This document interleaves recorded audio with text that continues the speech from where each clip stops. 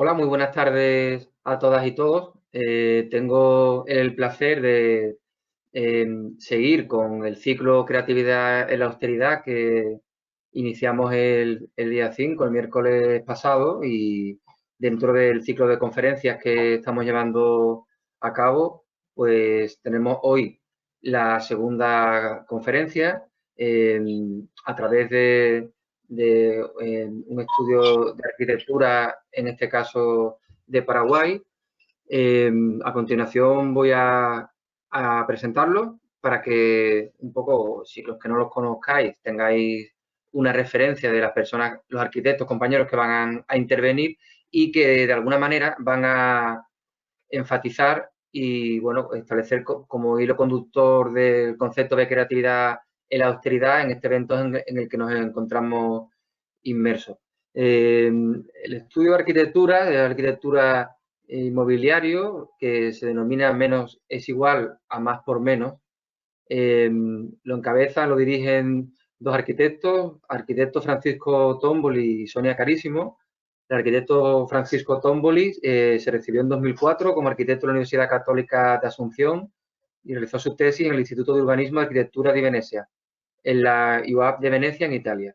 Arquitecta Sonia Carísimo se recibió en 2008 como arquitecta de la Universidad Nacional de Asunción, haciendo su último semestre de proyectación en el Instituto de Urbanismo y Arquitectura de Venecia igualmente.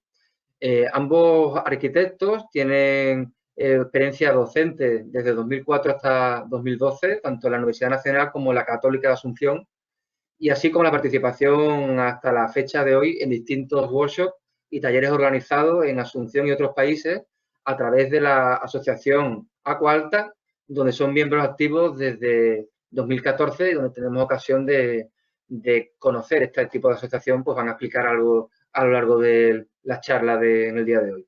Atribuyen su formación a la experiencia que tienen de haber trabajado varios años en el laboratorio de arquitectura de un arquitecto muy importante en aquella zona que se llama Javier Corbalán, así como en experiencias en el ámbito social que los llevó a conformar posteriormente con un grupo de amigos y colegas la asociación Acualta, comprometidos con el medio ambiente, el carácter social de la arquitectura y lo académico. En el 2007 abren oficina de arquitectura y un pequeño taller de carpintería llamado Menos es igual a más por menos arquitectura inmobiliario, con la convicción de que la arquitectura y el buen diseño no debería ser una exclusividad para unos pocos, sino estar al alcance de la mayoría. Trabajan comprometidos con la sociedad y la profesión, recorriendo un camino para obtener los mínimos rubros, especialidades en una obra, pocos recursos, economía de materiales, que caracteriza a Latinoamérica y que apenas empezaron a trazar. Esto se sintoniza perfectamente con lo que es el espíritu de todo este ciclo, creatividad en la austeridad. Tuvieron participación internacional en las Bienales de Arquitectura VIAO 2012, VAL 2013, Aula Americana de Arquitectura, evento en España, en Andalucía en concreto, en el año 2014, Latitude 5 en Austin, Texas 2014, coordinadores de la 19ª BAC 2014. Igualmente fueron invitados a varias conferencias, a varias ciudades de Andalucía, España, Buenos Aires, Córdoba, Santa Fe y Corrientes, Argentina, Universidad de Talca en Chile, la Bienal de Arquitectura de Bolivia, Escuela Técnica Superior de Arquitectura de... Bueno, mientras recuperamos, buenas tardes a todas y a todos.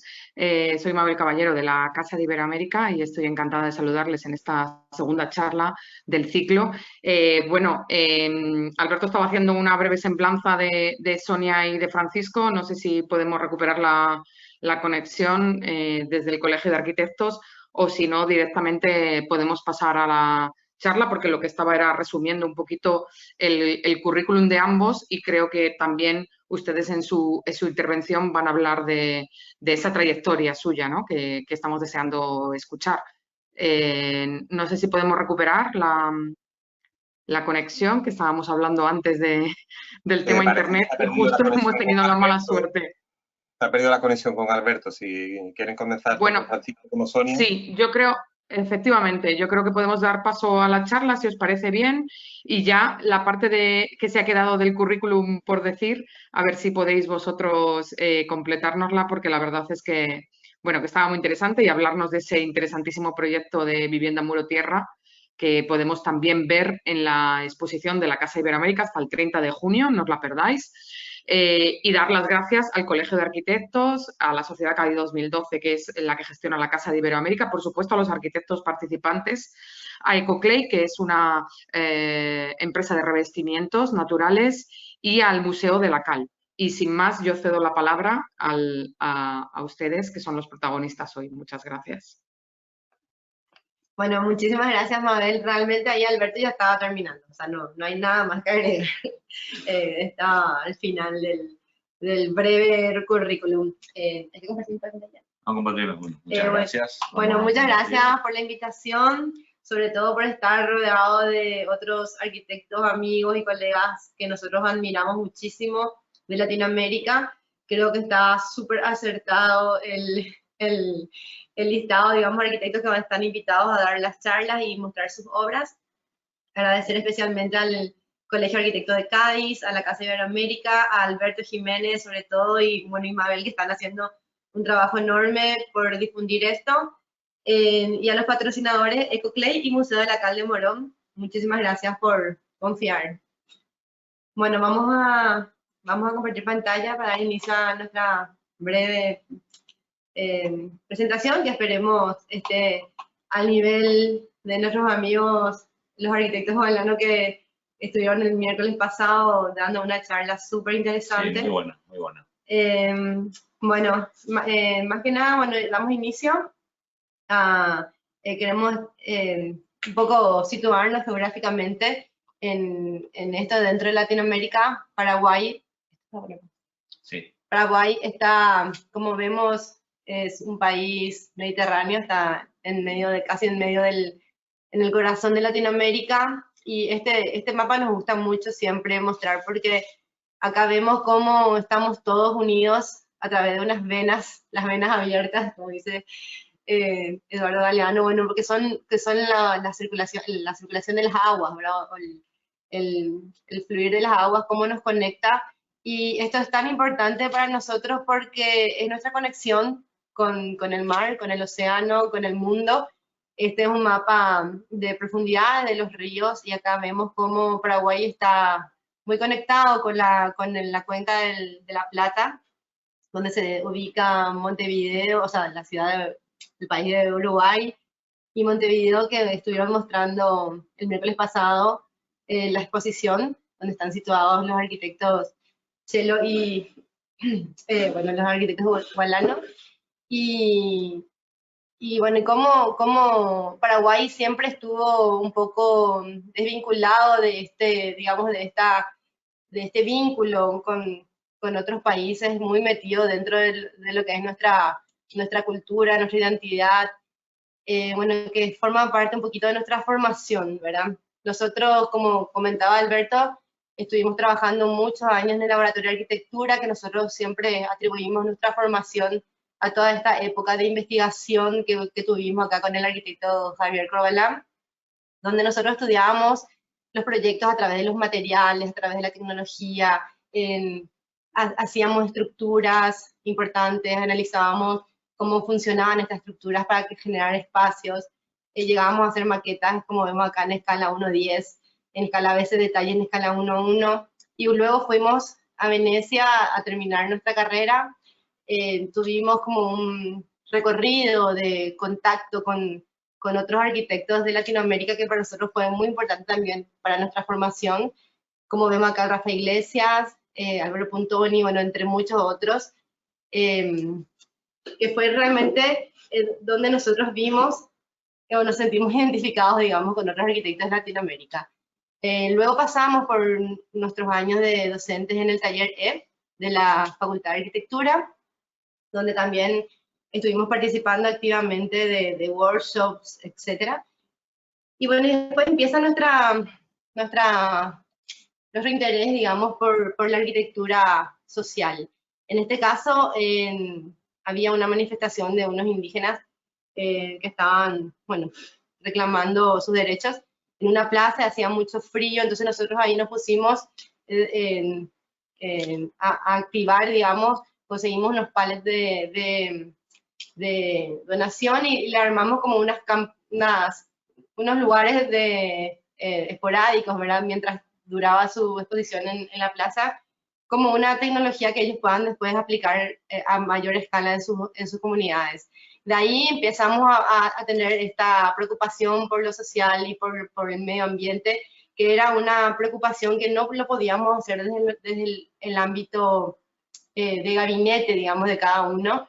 Entonces generamos también esta asociación que se llama Acualta, que para nosotros es muy importante, que surge también como una necesidad de hacer experimentaciones más constructivas, ¿verdad? Y el proyecto inicial, el que arrancó, digamos, también fue el pabellón de Venecia que fuimos a construir en el 2014. A través de esta asociación Acualta es donde nosotros podemos tener contacto o seguir teniendo el contacto con lo que es la docencia, ¿verdad? Porque para cada trabajo se organiza algún workshop que tenga que ver con un poco estos temas de sociales y medioambientales, territoriales. O sea, finalmente Acualta, o sea, acá en Paraguay somos muy amigos entre los estudios, ¿verdad? Y siempre como que tuvimos esa inquietud de colaborar y trabajar juntos para estas cuestiones, ¿verdad? Como vimos antes, como que aquellos techos de los indígenas que se habían hecho, como que nos empezó a juntar y bueno, Acualta es una formalización de esas inquietudes que tenemos, ¿verdad? Entonces, bueno, en el 2014, cuando volvimos de Venecia a construir el pabellón que representaba a Paraguay, nos encontramos con una de las mayores inundaciones después de muchísimos años que hubo en todo el territorio, y donde ahí dijimos, bueno, tenemos que volver a activar. Entonces nos acercamos a la Arquidiócesis de Asunción, que está muy vinculada con todas las comunidades ribereñas que estaban más afectadas, y nos dijeron, bueno, necesitamos que construyan un puente porque una de las comunidades había quedado como aislada. Entonces, bueno, ahí otra vez nos pusimos rápidamente a ver qué conseguíamos desde la Secretaría de Emergencia como donación y de otras empresas privadas, los pallets nuevamente. Y en cuestión de una semana probamos un prototipo en nuestra carpintería y lo montamos y lo construimos con ayuda de la comunidad, de la gente de la comunidad. Y construimos en cuestión de una semana, construimos un puente de 50 o 60 metros de largo que unía a esta comunidad con otra vez la tierra, con el centro Asunción. Y como siempre nosotros queremos dejar como una enseñanza, entonces armamos como estos pequeños catálogos donde explicaban los materiales que se usaban, las herramientas y bueno, todo el proceso constructivo, porque les dijimos justamente a ellos, bueno, ustedes después cuando esto del agua otra vez baje, tienen que guardar otra vez todos estos materiales por si acaso, por si vuelve a subir otra vez o para volver a reutilizar de alguna otra manera. Que finalmente ellos mismos construyeron por su cuenta después, ¿verdad? Claro, ellos ya eran unos expertos en construir el puente flotante. ¿Y qué pasa? El año siguiente, 2015, vuelve a subir el río y vuelve a subir incluso más, ¿verdad? Entonces, volvemos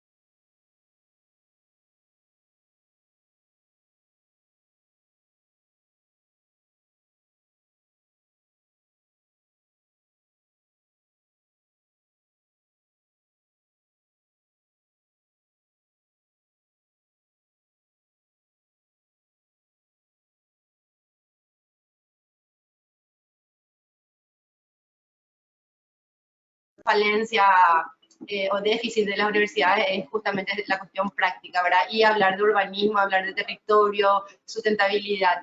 Entonces, en este caso, el workshop lo hicimos como prueba de capacidad de carga dentro, o sea, sobre el módulo flotante. Fue bastante interesante. Flotando en el agua, así mismo.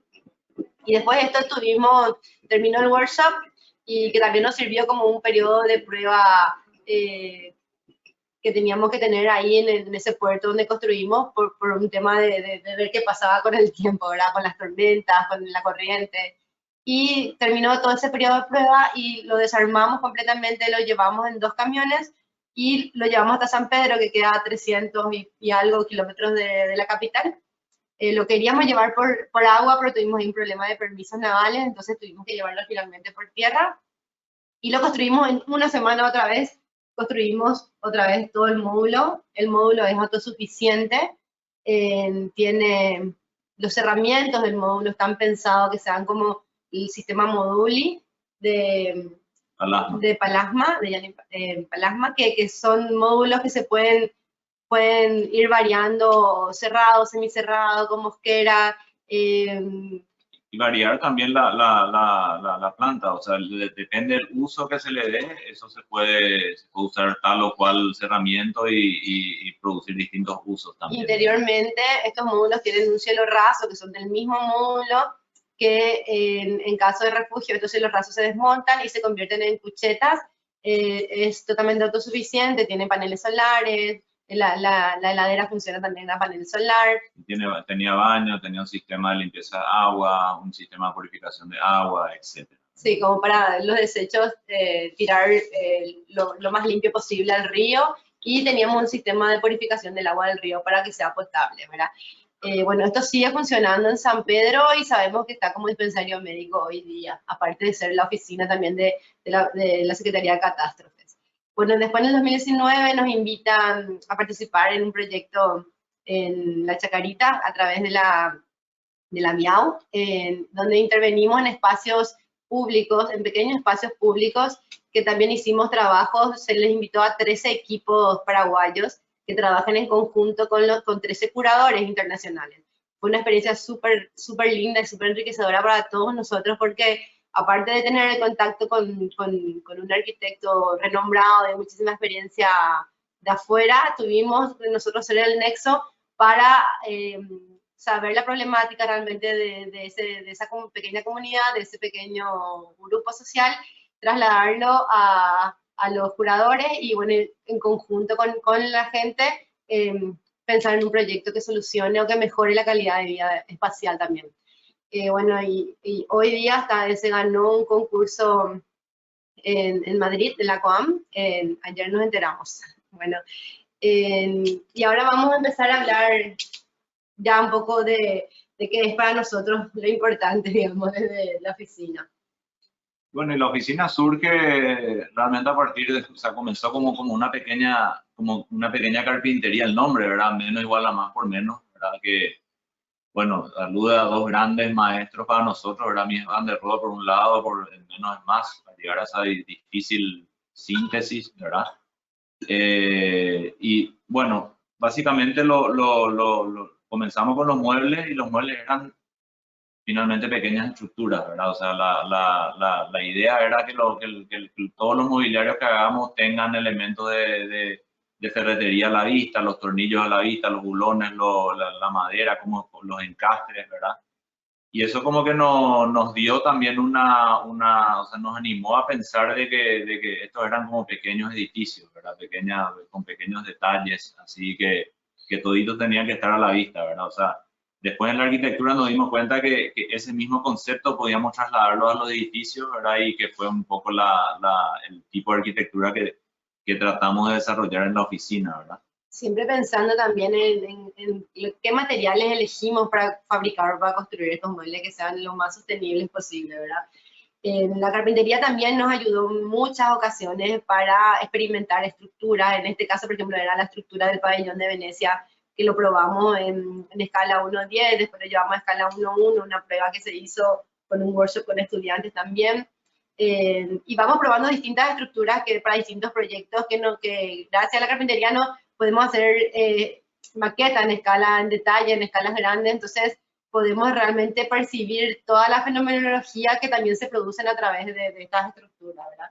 Y que son muy similares a ya después de la vida, a la obra en sí terminada, ¿verdad? Y sí, bueno, y la otra parte de la ecuación, más por menos, ahí estamos aludiendo un poco a Charles y Ray Ames, ¿verdad? Que la postura de trabajar, básicamente, ellos eran dando lo mejor para la mayoría, ¿verdad? Con los mínimos recursos. Entonces, esas son cosas que para nosotros son súper importantes a la hora de proyectar, y bueno, ahora pasamos un poco a mostrarles ya un pantallazo de algunas obras que hacemos y después enfatizamos en la obra elegida, ¿verdad? Esta es nuestra oficina, es pequeñita, nosotros agarramos realmente no tantos trabajos al año porque tratamos de estar presentes y que sea lo más personalizado posible cada trabajo, ¿verdad? Entonces estamos en el detalle también. Y bueno, también, o sea, Paraguay en la época de conquista era una región mucho más amplia, ¿verdad? Y una característica que tiene el Paraguay es que existió el mestizaje, ¿verdad? Y desde la conquista también no hubo una imposición arquitectónica de los conquistadores, ¿verdad? En este caso los españoles, sino que hubo una transculturación con la cultura indígena que existía ahí, ¿verdad? Entonces, en esta transculturación sucede algo interesante que es, o sea, el español acostumbrado a habitar adentro, el indígena acostumbrado a habitar afuera, ¿verdad? Se produce una especie de transculturación arquitectónica y empiezan a surgir tipologías arquitectónicas que muestran este choque de dos culturas, o sea, espacios cerrados en algunos lugares y espacios semiabiertos, semicubiertos en otros lugares, que se denominan como espacios intermedios, ¿verdad? Para nosotros el espacio intermedio dentro de la arquitectura paraguaya es realmente muy importante, ¿verdad? Porque no es solamente una cuestión de protegerse del sol, sino es una cuestión de orientación, una cuestión de captación de inercia térmica del suelo, es una cuestión o sea, hay muchas cosas ligadas que llevan al confort térmico, ¿verdad? En Paraguay también tenemos muchísimas lluvias, ¿verdad? Muchísimas lluvias, tenemos un promedio anual de 1.200, 1.300 milímetros anuales, y de repente eso llueve en muy poco tiempo. Y otra cosa es el calor. Tenemos un calor excesivo, ¿verdad? Entonces, a la hora de proyectar, nosotros nos agarramos de estas cuestiones que de repente uno recorriendo el campo ve esto, ¿verdad? Y ve como la sencillez de un lugar cubierto, un lugar con sombra, un lugar donde corre el viento, son realmente importantes, ¿verdad? Entonces, nosotros a la hora de proyectar pensamos pensando en el confort térmico, ¿verdad? Nos imaginamos en un espacio, ¿verdad? Y para resolver ese espacio nos imaginamos una estructura, ¿verdad? Entonces, básicamente, ahí es donde tratamos de que la sinceridad de la obra sea lo más visible, ¿verdad? Le enfatizamos mucho en los conceptos estructurales, y con las estructuras tratamos ya de solucionar no solamente que el edificio se quede en pie, sino solucionar las ventilaciones cruzadas, el sombraje, ¿verdad? El encauzamiento de las aguas, y tratamos de que la obra también básicamente esté casi terminada en el periodo de obra bruta, dejando que las terminaciones sean mínimas, ¿verdad? Son un 80% en obra bruta y ya dejando un 20% de terminaciones nada más. Bueno, y ahí está un poco lo que es la austeridad, ¿verdad? Que nosotros tratamos en todas las obras de minimizar los rubros para tener una economía de materiales al final. O sea, nosotros sabemos que estando en la obra y tratando de que esa construcción se haga en óptimas condiciones, no vamos a llegar a tener que recubrir o revestir o tapar, ocultar, sino ya está terminada. Entonces ahí nos minimizamos bastante el presupuesto. Y ese concepto lo tenemos en todos nuestros clientes, ¿verdad? Ya sea una obra social o ya sea una residencia de alto nivel o lo que sea. O sea, siempre para nosotros, en todas las obras que hacemos, el precio por metro cuadrado siempre es el mismo, no varía mucho. Entonces, bueno, Esta es la primera obra que hicimos, apenas recibido. Era un dúplex en la ciudad de Luque, que es una ciudad cercana a Asunción, ¿verdad? Bueno, dúplex en un solo terreno, son 2 casas pareadas, ¿verdad? Y nosotros quisimos experimentar acá el concepto estructural de las bóvedas armadas, ¿verdad? Tuvimos la suerte de poder trabajar con un ingeniero calculista, pero también trabajamos muy de cerca con los ingenieros calculistas, ¿verdad? Porque básicamente manejamos estructuras. Un ingeniero que trabajó con el Eladio Dieste, ¿verdad? Entonces realmente estas cáscaras, estas bóvedas eran de ladrillo armado tal cual como las hacía Dieste.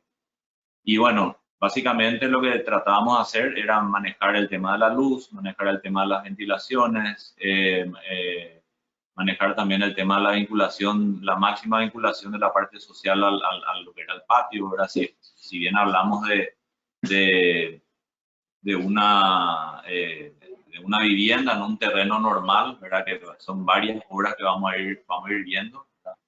Sacamos un poco las plantas, vemos los cortes muy rápidamente sin entrar en detalle de funcionamiento, sino que hablar simplemente de las intenciones espaciales.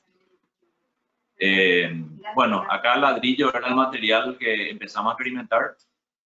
Ahí vemos cómo nosotros tratamos ciertas cuestiones. El oeste, que es un sol fuerte que pega, que todo el mundo dice como que es la peor orientación para nosotros. Es un aliado porque nos gusta filtrar la luz, nos gusta crear esa sombra antes del espacio interior, ¿verdad? Que es lo que te da el confort térmico, ¿verdad? Y también tratamos de que el consumo energético también sea mínimo tratando de que tengamos la mayor iluminación natural dentro del espacio, ¿verdad?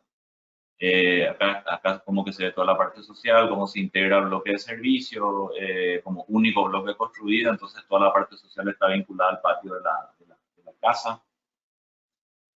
También empezamos a meter, ahí está un lucernario, ¿verdad? Que mete luz natural dentro del lugar y también funciona como una chimenea de calor, ¿verdad? Tenemos este techo alto, que era como eran las casas viejas, y en los dormitorios como que tenemos unas losas técnicas que arman dobles techos también para mejorar el tema de la inercia térmica, ¿verdad? Para paliar un poquito ese sol intenso que tenemos nosotros aquí en Paraguay. Un poco la materialidad de esta obra. Bueno, la siguiente obra que mostramos es la vivienda TC, donde, como dijimos, nos imaginábamos un espacio social muy relacionado, muy vinculado con el verde, con el paisaje del terreno. Y entonces nos imaginamos una estructura con unos pilares, aparticado, con unos pilares bien pegados a los linderos. De esa manera podríamos colgar la losa que alberga los espacios más íntimos y debajo todo el espacio social o común de la vivienda vinculada a este jardín lateral y posterior, ¿verdad?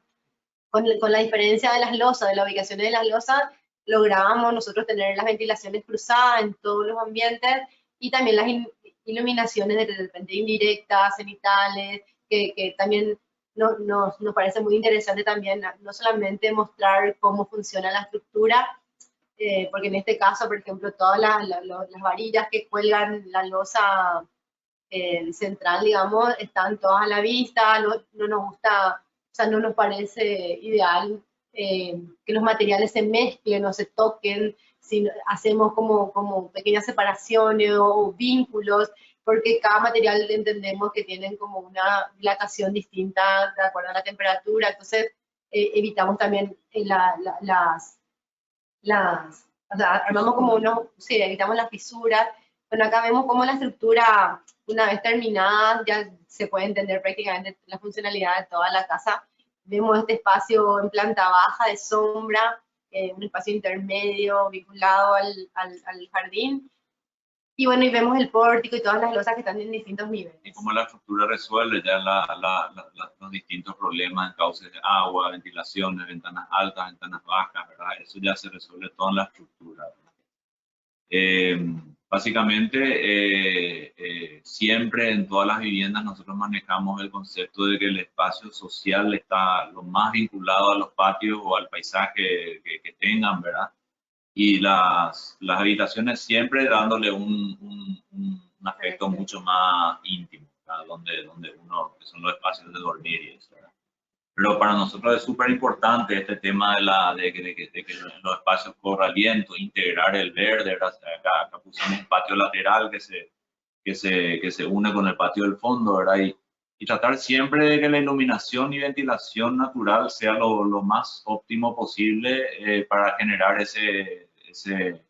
bueno, esa espacialidad, esa luz, como la luz se derrama sobre ciertos materiales con más textura, ¿verdad? Y bueno, y siempre tratando también de ir a hacer una investigación estructural, ¿verdad? En este caso estábamos como que investigando el hormigón también y o sea, como que cada hora van a ir viendo que aparece un nuevo material a investigar, ¿verdad? Que nos gusta mucho también no quedarnos en una sola cosa, ¿verdad? Esta es otra casa que es vivienda pajarera. Conceptualmente, la casa está también dentro de un solar, ¿verdad? Los solares acá normalmente tienen 15 metros por 40 metros, ¿verdad? 12. Y 12 por 30 también. Pero conceptualmente es muy parecida a la vivienda TC porque es también un sistema de pórtico, pero en vez de estar colgados del sistema de pórtico, estamos apoyando toda la parte íntima sobre este aporticado, ¿verdad? Se llama la vivienda pajarera también porque tiene una especie de rejas, unas terrazas donde salen las habitaciones, ¿verdad? Que una especie de reja pajarera que le llamamos una expansión, ¿verdad? Pero también acá tenemos un patio lateral que se une a la casa con el patio del fondo, ¿verdad? Y lo que nosotros tenemos que siempre cuidar mucho en Paraguay, como mencionamos antes, es las lluvias fuertes y el asolamiento muy potente del oeste. Entonces, en este caso, desfasamos todo el volumen de las dormitorios, desfasamos de la planta baja que está pegado al lindero, entonces de esa manera se genera como esta galería, y lo importante no solamente generar la galería, que es muy típico nuestra costumbre, estar en la galería tomando tereré, una hamaca, qué sé yo, sino generar esa sombra tan importante del oeste a los espacios internos. O sea, lo que nosotros tenemos mucho cuidado es que el sol nunca le pegue de pleno a los cristales o a los cerramientos vidriados, porque ahí se genera el efecto invernadero que es el que nos mata, ¿verdad? Con el calor.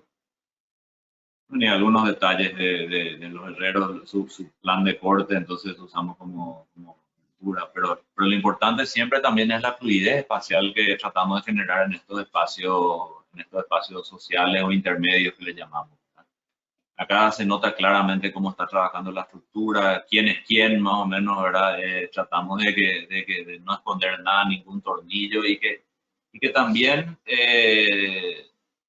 todo sea imprescindible, o sea, que vos realmente saques un elemento y esto no funcione, ¿verdad? O sea, que nada esté de más, ¿verdad? Que nada esté de más. Y también en cada obra como que utilizamos la excusa de experimentar con pequeñas otras cosas, ¿verdad? Que ahí como anda a la izquierda, y creo que en la imagen siguiente van a ver, empezamos a incrustar unos pequeños cristales dentro de los muros de mampostería, ¿verdad? Entonces se genera también esta fenomenología de luz así bastante interesante, que después esperemos en algún momento en algún otro proyecto aparezca un poquito más fuerte, ¿verdad? Pero siempre damos énfasis al tema de la iluminación, el tema de la ventilación y bueno, este adentro y afuera, ¿verdad? Como que es una cosa así muy ambigua, uno estando dentro de la casa se siente que está afuera. Ese es un poco el espíritu que nosotros queremos transmitir en las viviendas, ¿verdad? Y bueno, y a medida que pasa el tiempo también los espacios verdes van teniendo más presencia, ¿verdad? Eso es lo que más nos gusta a nosotros, ¿verdad? Es ver cómo si le dejas crecer a la vegetación, a la jardinería se apodera, digamos, de los espacios y genera este paisaje que es lo que nosotros nos imaginamos al inicio, que es un paisaje mezclado realmente con la vegetación. Que creo que hay algunas imágenes. Sí, ahí al final nos adelantamos nomás con el comentario. Bueno, al oeste usamos un poco de color, o sea un poco más. Bueno, este es el espacio de la pajarera que hablábamos, una red, o sea, una una reja de varillas torsionadas de obra, ¿verdad? Que después el verde empieza a crecer sobre esto y genera un espacio, otro espacio intermedio un poco más íntimo también de las habitaciones. Todas las habitaciones tienen como su pequeña terraza, ¿verdad? Entonces, ¿Y cómo realmente tratamos nosotros de usar materiales de obra? O sea, en este caso la pajarera, la escalera, todos son elementos de obra que ya están terminados, o sea, ya están en sí su terminación, y muchos de ellos nos cuestan muy económicos, o sea, el costo bajamos bastante porque lo hacemos ahí mismo en la obra, ¿verdad? Armamos una matriz de doblado de la varilla y ya está. Y acá vemos cómo la vegetación se va apoderando de estos espacios y lo vuelve un espacios mucho más nuestros, más tropicales, ¿verdad? Que es lo que nosotros buscamos.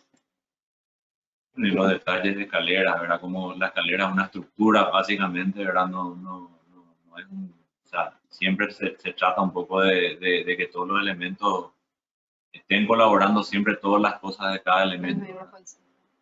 Bueno, esto es una vivienda, que es una vivienda entre árboles, este es un solar mucho más grande, un solar de 100%, ¿verdad? Y acá lo que fue una especie de concurso privado de una vivienda. O sea, el terreno tenía como un lugar libre donde todos los otros concursantes ubicaron las casas y nosotros ubicamos la casa en el lugar menos pensado, que era donde más árboles había, ¿verdad? Entonces, siempre como que tratábamos de integrar la casa del espacio interior al exterior, pero acá como que quisimos meter el paisaje dentro de la casa, ¿verdad? O sea, la casa se llama Casa Entre Árboles y justamente hay varios árboles que están atravesando esta vivienda. Y eso a nosotros nos ayudaba mucho como una cuestión de iluminación, ¿verdad? Eran como lámparas de luz natural que entraban dentro de las casas, como también de ventilación natural. Formaban una especie de torres de ventilación dentro de la casa donde realmente tenía un confort térmico impresionante, ¿verdad? Y bueno, también nos integramos con el paisaje de este terreno, que era bastante grande y bastante interesante desde el punto de vista paisajístico, ¿verdad?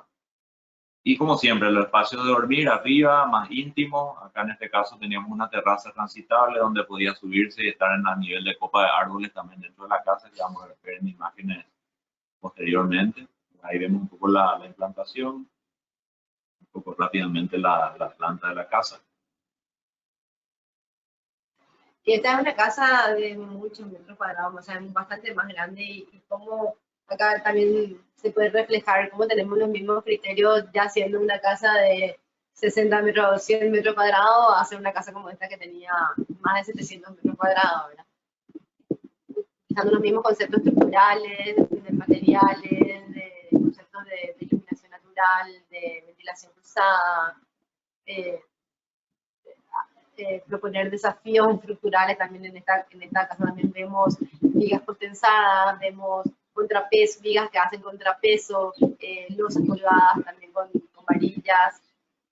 Lo importante también para nosotros era como una estructura puede generar un espacio sin que necesariamente esté techada, ¿verdad? O sea, acá por ejemplo vemos esta galería que simplemente está marcada por una estructura, ¿verdad? Los árboles lo atraviesan, uno se acuesta ahí de la copa de los árboles, o sea, bueno, y justamente mostramos en video porque este es el viento, este es el espíritu que nosotros queremos que tengan los espacios que proyectamos, ¿verdad? Donde uno realmente está buscando este confort térmico, esta iluminación natural, ¿verdad? Estas son los patios interiores, ¿verdad? Que son como las torres de luz y de ventilación que tiene la vivienda.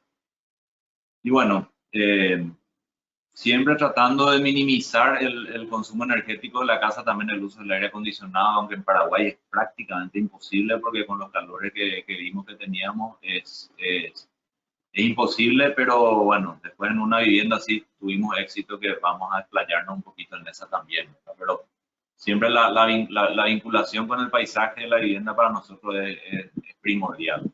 La terraza transitable a altura de copa de árboles, que esas copas de árboles como que ya te generan un microclima también dentro del espacio. Y bueno, y esta es la vivienda. Esta es la vivienda muro tierra, que es la que está en exposición en la Casa Iberoamérica, que vamos a contar un poquito más en profundidad. Es una vivienda donde donde también los dueños nos presentan el terreno, un terreno bastante grande, era una ex quinta en Luque, en un lugar semi-rural, alejado de una ciudad colindante con Asunción. Bueno, acá teníamos también un lugar sin árboles y otro lugar de terreno con muchos árboles, y los dueños también se imaginaban poner la casa en este lugar más abierto. Nosotros le proponemos, bueno, todo lo contrario, le proponemos armar como una casa lineal que se mete dentro de la vegetación, ¿verdad? Bueno, y acá teníamos como dos problemas, digamos, o no, desafíos, ¿verdad? Que uno era que el terreno al lado es un terreno de una pista de motocross que producía, digamos, se generaba como mucha polución sonora que teníamos que tener cuidado, y que esta familia estaba muy relacionada con cuestiones naturales, bueno, con el Feng Shui en ese momento, ¿verdad? Pero bueno, entonces nosotros nos dimos cuenta, bueno, que realmente acá en esta casa teníamos que realmente buscar todas las alternativas de mayor sustentabilidad posible, ¿verdad? Entonces, para buscar este confort bioclimático, proponemos hacer una semi-excavación, y con toda la tierra que sacábamos de esta semi-excavación construíamos este muro de 36 metros de largo por 60 metros de ancho, 3 metros de altura, que es una tapia, ¿verdad? ¿Por qué tapia? Es porque hicimos una investigación del tipo de tierra y tenía la cantidad del porcentaje necesario, al límite estábamos, de arcilla para poder construir la tapia que sea óptima, ¿verdad? Además de que también, o sea, esta tierra que hay en Luque es una tierra colorada que es apta para hacer la tapia, pero también le da esta textura roja al muro, ¿verdad? Que es, o sea, una característica del Paraguay es justamente esa tierra roja paraguaya, sí, ¿verdad? que es una tierra con mucho óxido, ¿verdad? Entonces acá también nosotros haciendo investigación, era la primera vez que íbamos a construir una tapia y no había mucho conocimiento en Paraguay en ese momento. Entonces habíamos escuchado que el secreto de la tapia es que no esté no esté en contacto directo con el buen zapato, un buen sombrero. Con la lluvia, que tenga un buen zapato y un buen sombrero, ¿verdad? Entonces, bueno. Pero también buscando el tema del confort térmico, ¿verdad? Decidimos semienterrar las piezas. En este caso, la parte íntima de la casa estaba semienterrada en el terreno, ¿verdad? La idea era buscar la inercia térmica del suelo, ¿verdad? Que mantiene la temperatura media anual que en el Paraguay son unos 24 grados más o menos. Entonces la idea era que en las habitaciones uno esté a una temperatura de 24 grados todo el tiempo, en verano y en invierno. Y para reforzar ese concepto otra vez también hicimos las ventilaciones canadienses, un sistema de cañerías que van bajo tierra, ¿verdad? Van captando la temperatura del suelo, y esa la metíamos dentro de la vivienda, ¿verdad? Siempre también tratando o sea, acá está el concepto de todo el cubicaje de tierra que sacamos y el cubicaje de tierra que cargamos al muro, ¿verdad? Sería la planta semienterrada, la planta alta, o sea, la planta baja sería en realidad, la otra de la planta subsuelo.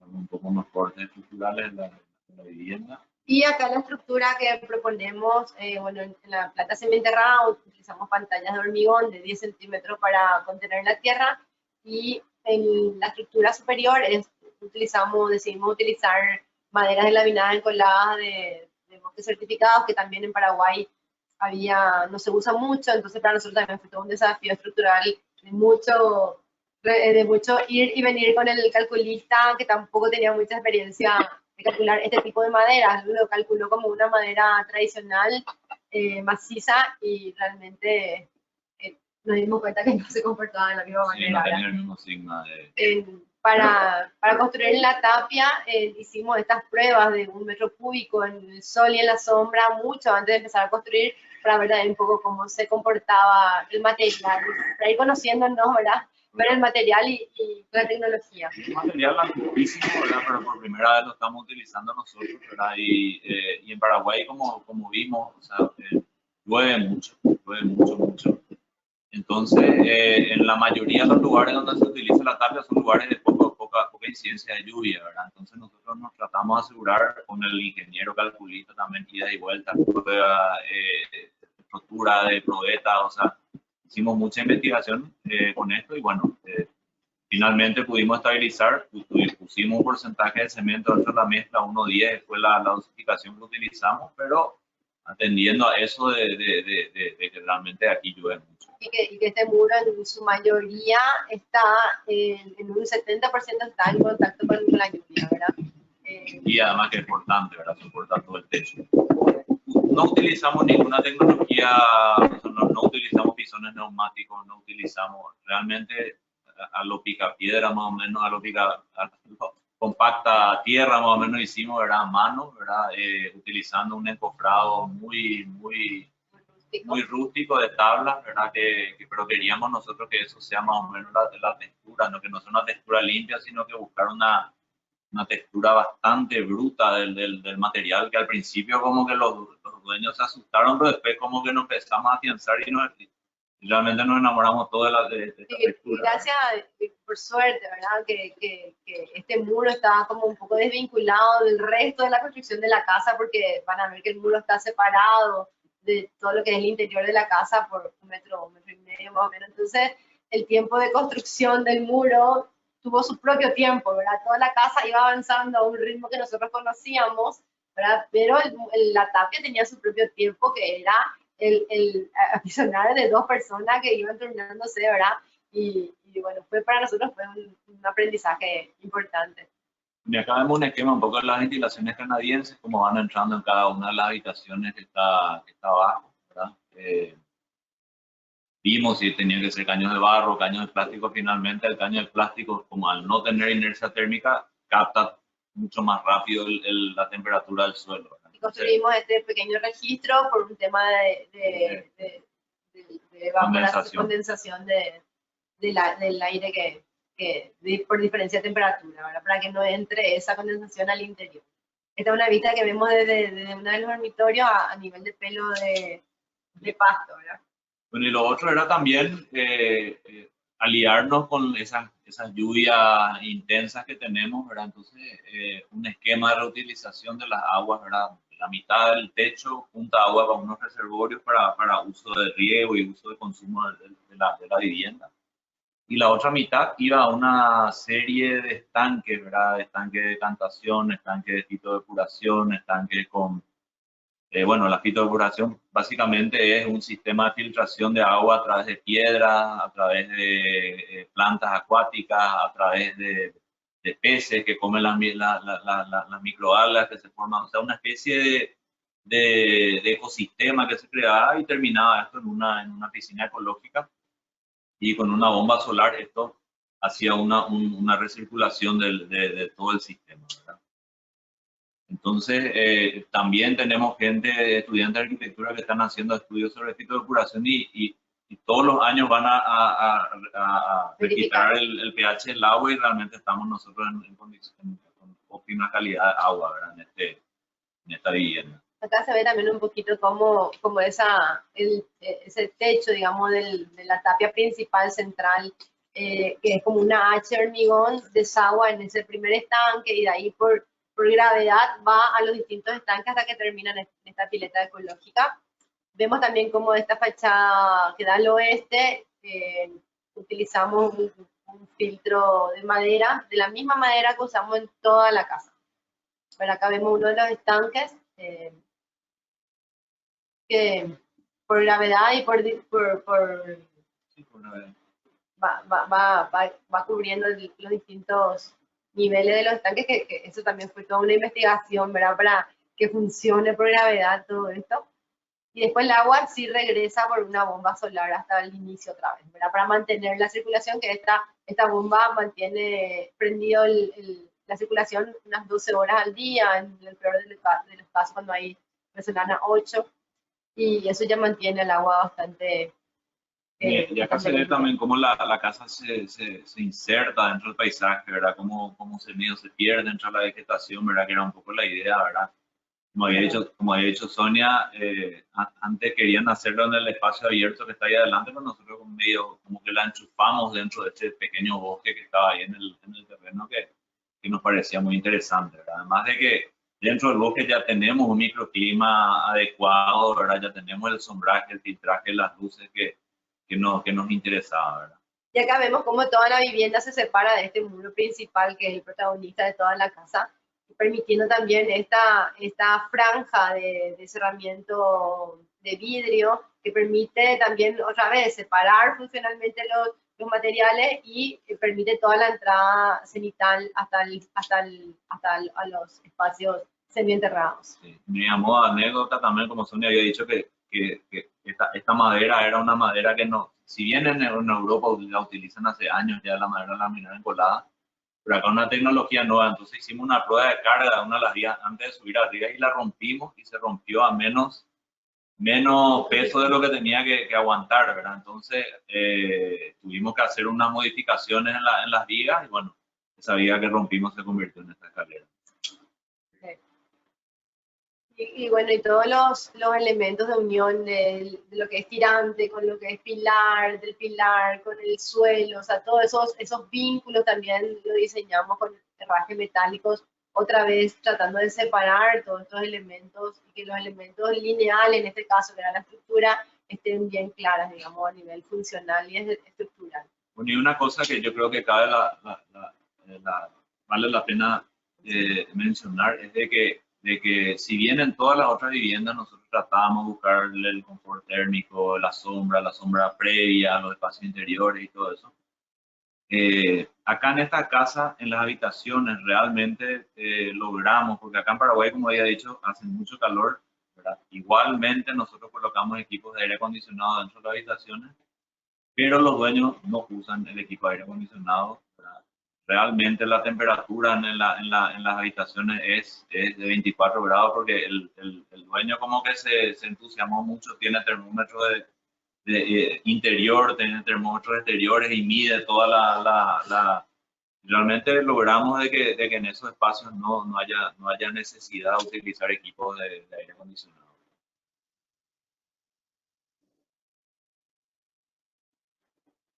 Bueno, acá se ve un poco lo que hablaba Sonia, ese verde que se inserta dentro de la casa, dentro del espacio interior, inclusive como que sale otra vez afuera, ¿verdad? Siempre tratando de buscar esa integración con el paisaje en sí. Y este cerramiento al oeste son también unos portones corredizos, ¿verdad? Que uno lo abre completamente en los días lindos y lo cierra para protegerse del sol en las horas pico, ¿verdad?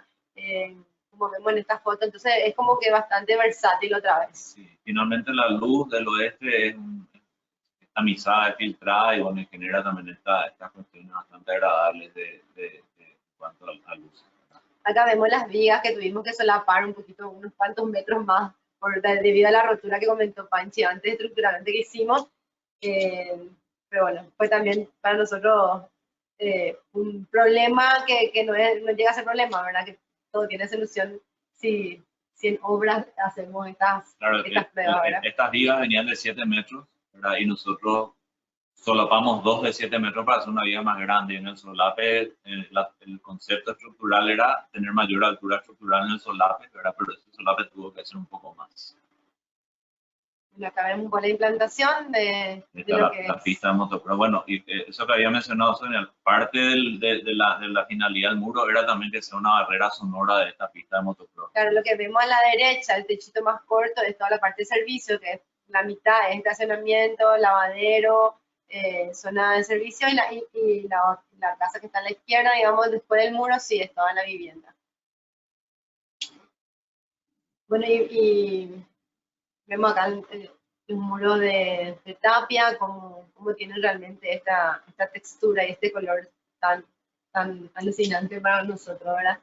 Y bueno, y vamos a terminar con un súper resumen de lo que estamos ahora, que estamos realmente hace 4 años con un proyecto que para nosotros es muy importante y que nos está marcando fuertemente dentro de lo que es nuestra profesión como arquitectos y como ciudadanos también, ¿verdad? Que fue un proyecto que ganamos, un concurso público que ganamos en el 2016.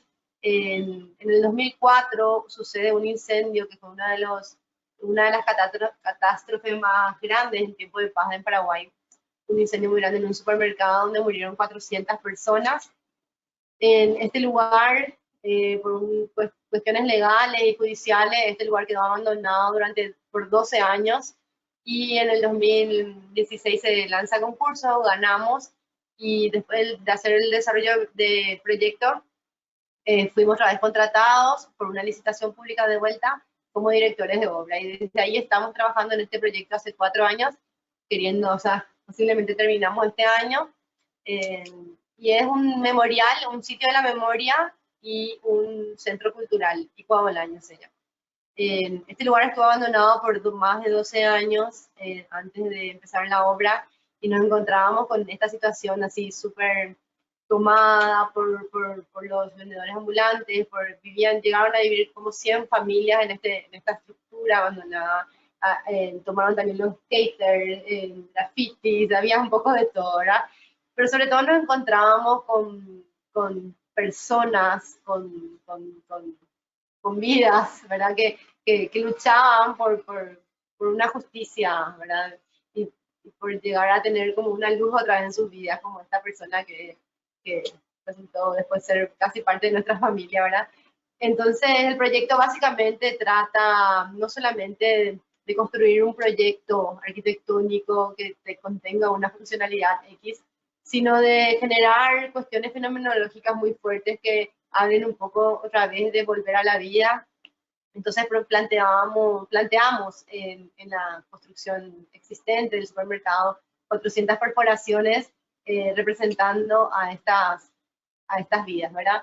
Estas son las primeras 3 perforaciones que hicimos en el lugar como una prueba, que fue parte de un proceso de estudio patológico, donde realmente constatamos, ¿verdad?, el efecto potente que esto tenía. Hoy día la obra, ya como comenté, está bastante avanzada y el mayor aprendizaje que nos deja esta obra a nosotros a nivel social, ¿verdad?, es cómo un proyecto arquitectónico no tiene sentido sin una construcción participativa de la sociedad o en este caso nosotros tenemos que construir una memoria con las personas del barrio y del Paraguay entero, ¿verdad?, con los familiares de la víctima, para que tenga sentido, ¿verdad?, para realmente llenar el contenido de esta obra edilicia con sentido.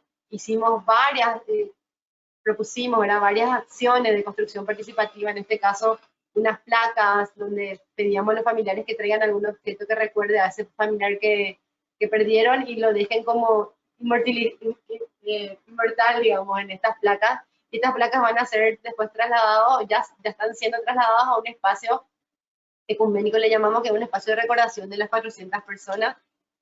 Son procesos muy fuertes, pero que hacen que la sociedad y los familiares se reivindiquen con lo sucedido, terminen o cierren un proceso de duelo y tengan como otra perspectiva, como otras emociones les produce esto de perdón, que pasa por el perdón, pasa por tener otra vez esperanza, fe, muchos sentimientos que nos damos cuenta que esto va cambiando un poco dentro del ambiente, ¿verdad? Planteamos también hacer visitas guiadas, que lo organizamos una vez al mes. Después se tuvo que suspender por el tema de la pandemia, pero para nosotros esto resultó bastante positivo también porque hacíamos partícipe a la gente, le comunicábamos a la gente cómo era el proyecto, cuáles eran las intenciones de los espacios. Bueno, y básicamente eso, ¿verdad? O sea, sin hablar mucho del proyecto en sí, otra cosa que para nosotros es crucial es de que el programa arquitectónico fue hecho por los familiares de víctimas de este incidente, ¿verdad? Entonces, como que el gesto de convertir un espacio con tanta carga, ¿verdad? Convertirlo en un espacio público, en un espacio para la ciudad, para nosotros fue un gesto demasiado importante, ¿verdad? Y bueno, con esto terminamos. Con esto terminamos, no podemos profundizar mucho este proyecto porque sí, estaríamos haciendo otra charla. Pero bueno, eso fue todo, muchas gracias. A ver, dejamos de compartir con ustedes. ¿Cómo se deja compartir la pantalla?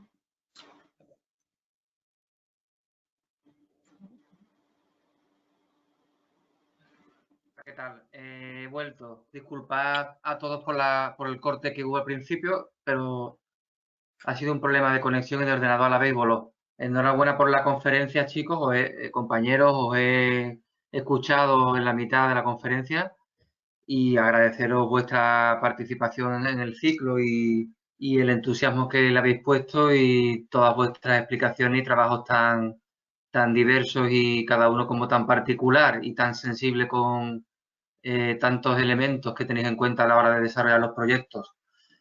Ha habido durante el desarrollo de la charla algunas personas que han levantado la mano en la aplicación para preguntar y yo he escrito que se iba a dar paso ahora. Las personas que quisieran preguntar lo escriben en el chat y como hacemos como la anterior vez, voy leyendo si os parece y vosotros pues vais contestándole. ¿De acuerdo? Entonces, os están preguntando Juan José Jiménez Mata, arquitecto, si vuestros conocimientos sobre microclima y confort térmico, tan presentes en los diseños, vienen de vuestra formación académica o fueron buscados posteriormente. Y algo de la formación académica yo creo que sí, porque se estudia mucho en historia y arquitectura paraguaya, sobre todo las tipologías arquitectónicas, ¿verdad? Y yo creo que esto te enciende una chispa también de interés en investigar un poquito más eso y de repente trasladarlo a lo que hacemos. Pero realmente nosotros tuvimos también un tiempo en Venecia estudiando y bueno, ahí le dan como mucha manija, mucha importancia a todas las cuestiones de tipología, ¿verdad? Entonces eso también puede ser que sea, que fue parte de nuestra formación, ¿verdad? Y nuestra cultura paraguaya es bastante fuerte, ¿verdad? Todas las costumbres y los tipos de espacio sí, las costumbres son muy fuertes y realmente son muy nuestras, ¿verdad? Y eso es lo que siempre buscamos nosotros representar en nuestras obras, ¿verdad? Que sea no solamente que tenga que ver con las costumbres paraguayas, sino también que tenga que ver con las costumbres de la familia misma que lo va a habitar, ¿verdad?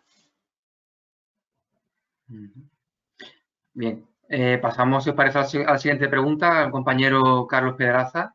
Él dice, bueno, os da la enhorabuena por el magnífico trabajo. La casa de la tapia central, se refiere si tiene en su construcción parte de hormigón, pregunta.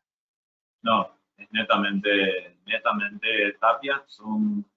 Comenzamos haciendo bloques de 40 centímetros de altura, 60 de ancho y 3 metros de largo, pero en esos primeros bloques que hicimos empezaban a dilatar en el centro, ¿verdad? Y se fisuraban en el centro. Entonces, después los bloques superiores ya empezamos a hacerlo de 1,50 m, o sea, son básicamente grandes ladrillos de 1,50 m por 60 por 40. Y lo hacíamos de manera intercalada, lo cargábamos 1,5 m, el siguiente 1,5 m dejábamos sin cargar, lo cargábamos el siguiente y una vez que estaba bien duro, bien compacto, cargábamos el intermedio, ¿sabes?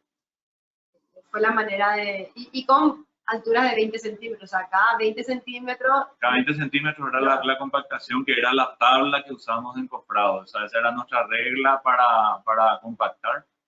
Y bueno, pero utilizamos cemento dentro de la mezcla, como había comentado anteriormente, hicimos 1:10, la mezcla de cemento arena del lugar, ¿verdad?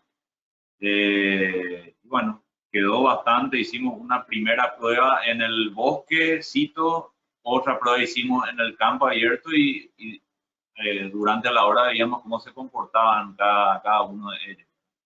Pero realmente quedó totalmente estabilizado, y sí, usamos un poco, yo sé que hay gente que hace esta tecnología que no usa cemento, gente que usa muy poco cemento, pero nosotros por una cuestión de clima, de humedad que tenemos, de cantidad de lluvia, quisimos realmente estabilizar el material y bueno. Sí, porque sabemos también que en los lugares que se usan estas tapias en muros exteriores, lo reviste, o sea, lo revocan, o sea, porque no hay que dejar a la intemperie. No tanto. Acá realmente en Paraguay se usa más el adobe. El adobe sí se le hace un revoco. Estos muros realmente tienen que respirar, ¿verdad? Y justamente no hay que ponerle nada al muro porque ellos tienen que respirar, tienen que absorber la humedad, por eso que tienen también estas características tan buenas de inercia térmica, ¿verdad? Eso, cómo conserva realmente todo.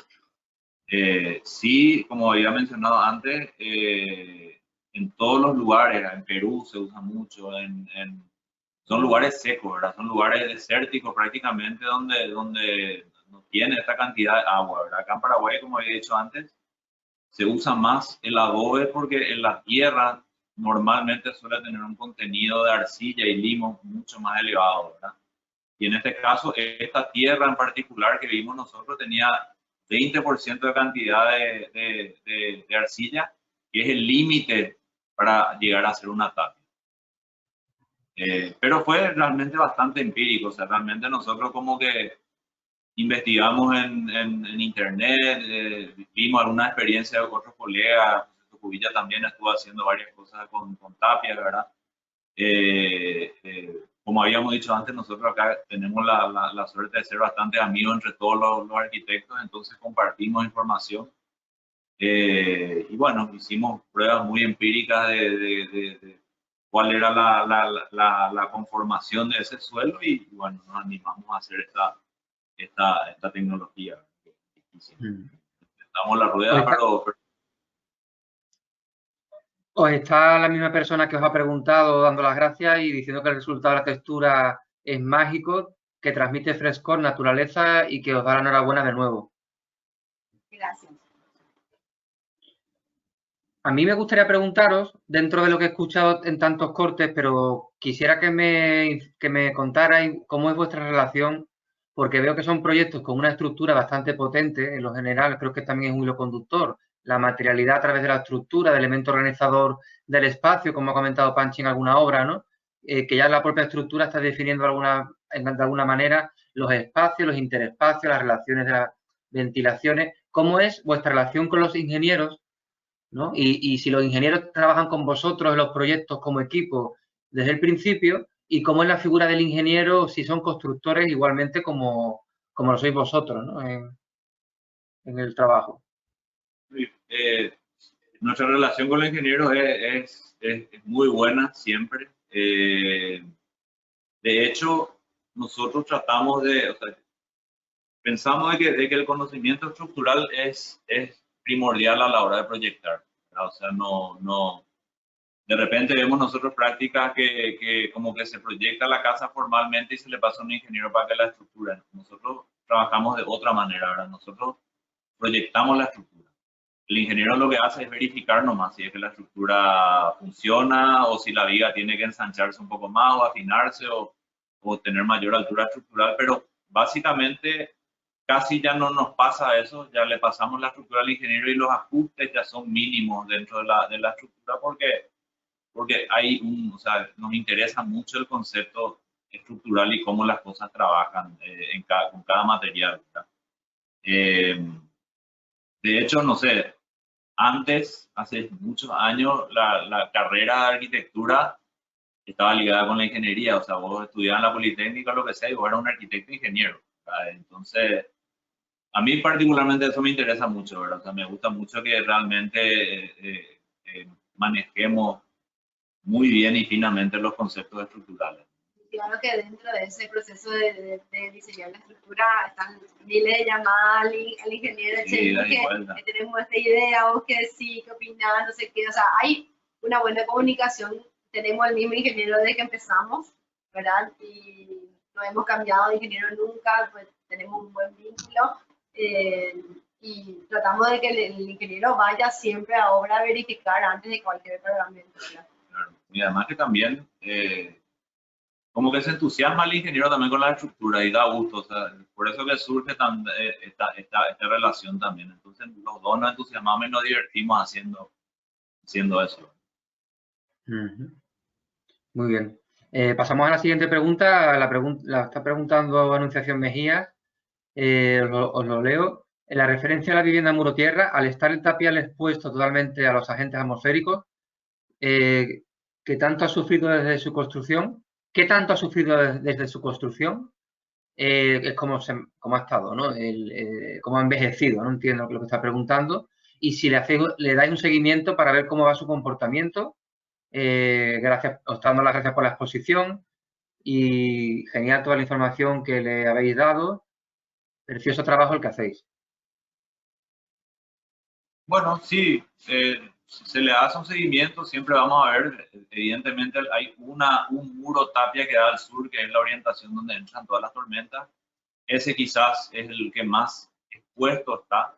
El central, que es el estructural totalmente, no deja de ser estructural el otro porque también está soportando una losa, ¿verdad? Pero el central es el que es realmente estructural, parte está afuera, parte está adentro. Pero tiene una buena protección. Sí. Tiene una buena protección y aparte que tiene 60 centímetros de espesor, o sea, si se descascara un poco la superficie externa, no pasa nada. No pasa nada. Y como dijimos antes, ¿verdad? O sea, acá vino le voy a nombrar, vino un Lauren Pokémon, que es un maestro en tema seguramente ustedes lo conocen, ¿verdad? Dio varias conferencias aquí en Paraguay y bueno, él decía, buen zapato, buen sombrero. O sea, que esa protección que le damos de esa viga de fundación donde está montada y la viga H, que es la colectora de agua, son las que le protegen de abajo para arriba.